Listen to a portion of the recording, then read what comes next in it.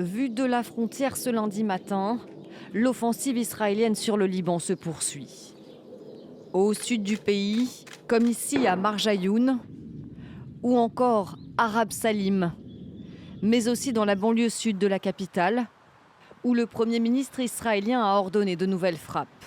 Avec le ministre de la Défense, j'ai donné l'ordre de frapper des cibles terroristes à Beyrouth. En aucun cas, le Hezbollah ne pourra attaquer nos villes et nos citoyens, alors que ces quartiers généraux terroristes à Beyrouth et dans sa banlieue sud n'ont toujours pas été détruits. Nous continuons d'intensifier nos opérations sur le terrain dans le sud du Liban afin d'éliminer les infrastructures du Hezbollah. Une intensification à l'image de ces derniers jours.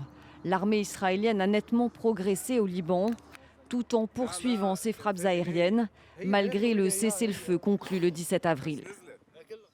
Après avoir pris la citadelle de Beaufort, Tsahal a ordonné l'évacuation de 9 villages dans le sud. Plus d'1 million de personnes ont déjà été déplacées depuis le début de la guerre.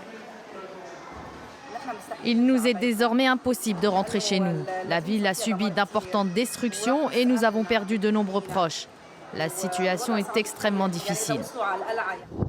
De son côté, le Hezbollah poursuit ses attaques contre Israël, même si la plupart des missiles sont interceptés. Alors que son pays doit tenir de nouvelles discussions avec Israël mardi et mercredi à Washington, le président libanais dénonce une agression féroce et condamnable. Pour la France, cette escalade militaire n'a aucune justification. À la demande du président français Emmanuel Macron, une réunion du Conseil de sécurité des Nations Unies aura lieu en urgence ce lundi.